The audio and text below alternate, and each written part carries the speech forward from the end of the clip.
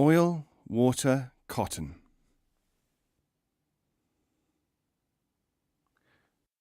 A certain man who was fond of studying all kinds of systems of thought wrote to a dervish master, attributed to Abdulaziz of Mecca, asking whether he could talk to him in order to make comparisons. The dervish sent him a bottle with oil and water in it and a piece of cotton wick. Enclosed in the package was this letter. Dear friend, if you place the wick in the oil, you will get light when fire is applied to it.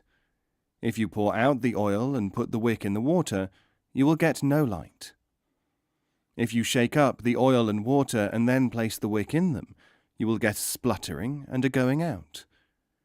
There is no need to carry out this experiment through words and visits, when it can be done with such simple materials as these. Syed Sabir Ali-Shah.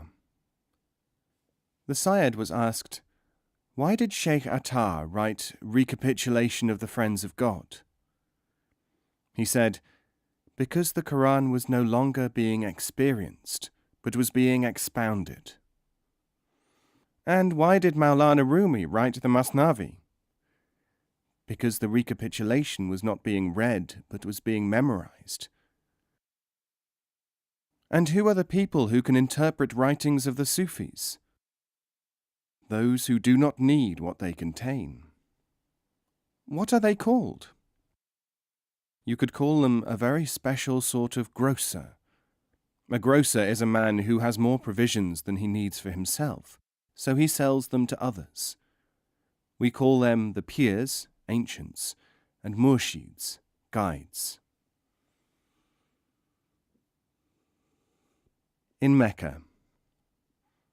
Junaid relates that he once saw a barber in Mecca shaving a rich man.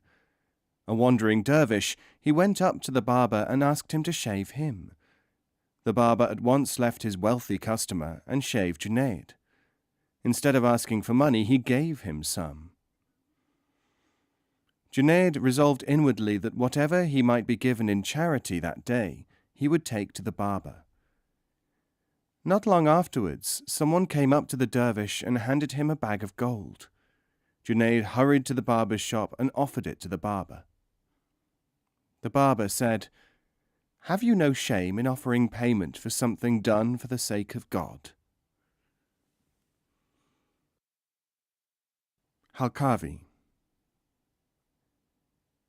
They asked Halqavi, "What behavior have you adopted during your life towards the people whom you have met in order to determine their qualities?"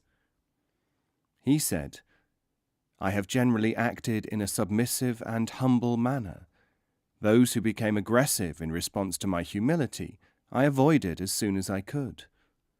Those who respected me because of the humility of my appearance, I shunned as quickly."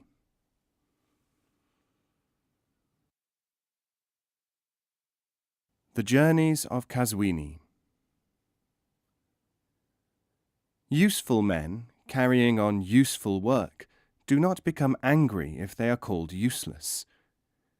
But the useless who imagine they are operating in a significant manner become greatly infuriated if this word is used about them. I visited, says Kazwini, one group of sincere enough Sufis. They practiced invocations and strummed music on strings. I listened to the discourses of eminent authorities and attended the festivals of the masters, living and dead. I donned the patched robe and begged from door to door, as recommended in the classics. I prayed, I fasted, and I gave charity. I learned the intricate gyrations and litanies, and took part in the stillness. I mastered the ability to contain my inner agitation.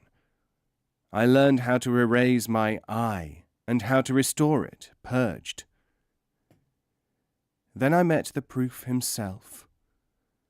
The proof said to me, "What do you seek?" I said, "I seek the master." The proof said, "Had you asked for more action, I would have given it to you. But as you desire truth, I shall conduct you to the truth." he conveyed me to the master, and the master taught me what all the outwardness which I had studied really meant. When I return to the world, none would listen, and the outwardness continues. As the master predicted to me, it will continue until the end of time.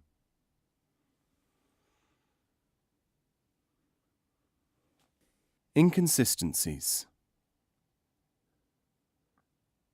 A rare writing by Rafiq explains the purposeful reality behind outward inconsistency. Note well, he says, the people who express surprise at the inconsistencies which they find in dervish speech and action. Such people have not yet realized that the path is followed by effective means, not by sameness. If you find the externals and procedures of any tekia identical with any other, know that one of them at least is an imitation. The dervish who can only say the same thing to everyone at all times is not a teacher, felicitous one. Children always like the things which are always the same. Those who prize and understand rarities seek uniqueness, do they not? They do not seek sameness, but rather the reverse. Yet the shallow literalist acts and thinks like an undiscriminating infant, except that he insists upon being treated not as an infant, but as a connoisseur. A report by Kirmani. The Sufi monastery at Shishtut has a tekia hall with dazzlingly inlaid tiles of priceless worth. For nearly 300 years, sheikhs, emirs, sultans, and learned men flocked here to meditate and to sit with the master of the age. But he had his own circle and carried out his own exercises in a rectangular room which looked like a kitchen. That is why there is, in many a tekia, a spot known as the hearth. The Land of Truth. A certain man believed that the ordinary waking life, as people know it, could not possibly be complete. He sought the real teacher of the age. He read many books and joined many circles, and he heard the words and witnessed the deeds of one master after another. He carried out the commands and spiritual exercises which seemed to him to be most attractive. He became elated with some of his experiences. At other times he was confused, and he had no idea at all what this stage was, or where and when his search might end. This man was reviewing his behavior one day when he suddenly found himself near the house of a certain sage of high repute. In the garden of that house he encountered Hida, the secret guide who shows the way to truth. Hida took him to a place where he saw people in great distress and woe, and he asked who they were. "We are those who did not follow real teachings, who were not true to our undertakings, who revered self-appointed teachers," they said. Then the man was taken by Hida to a place where everyone was attractive and full of joy. He asked who they were. "We are those who did not follow the real signs of the way," they said. "But if you have ignored the signs, how can you be happy?" asked the traveller. "Because we chose happiness instead of truth," said the people, just as those who chose the self-appointed chose also misery. "But is happiness not the ideal of man?" asked the man. "The goal of man is truth. Truth is more than happiness. The man who has truth can have whatever mood he wishes, or none," they told him. "We have pretended that truth is happiness and happiness truth, and people have believed us. Therefore you, too, have until now imagined that happiness must be the same as truth. But happiness makes you its prisoner, as does woe." Then the man found himself back in the garden with Hida beside him. "I will grant you one desire," said Hida. "I wish to know why I have failed in my search and how I can succeed in it," said the man. You have all but wasted your life, said Hida, because you have been a liar. Your lie has been in seeking personal gratification when you could have been seeking truth. And yet I came to the point where I found you, said the man, and that is something which happens to hardly anyone at all. And you met me, said Hida, because you had sufficient sincerity to desire truth for its own sake, just for an instant. It was that sincerity in that single instant which made me answer your call. Now the man felt an overwhelming desire to find truth, even if he lost himself. Hida, however, was starting to walk away, and the man began to run after him.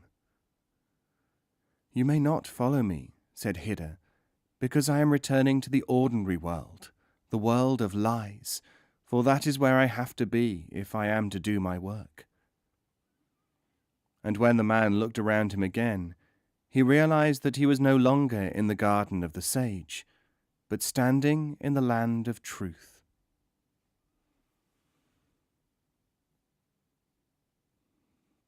Language. Rifai was asked, "Why do you have to use so many analogies when you are talking of higher understanding? Can we not speak in plain language of such things?" He said, "This is an example of sublime ignorance producing correct information. If there were no people who did not know things, we would not be able to discern as to who is wise. Know, therefore, that language is itself an analogy. Every word and phrase, every letter is an analogy. In words we cannot speak of higher things directly, since no language encompasses higher things and not lower things as well." Almost an apple.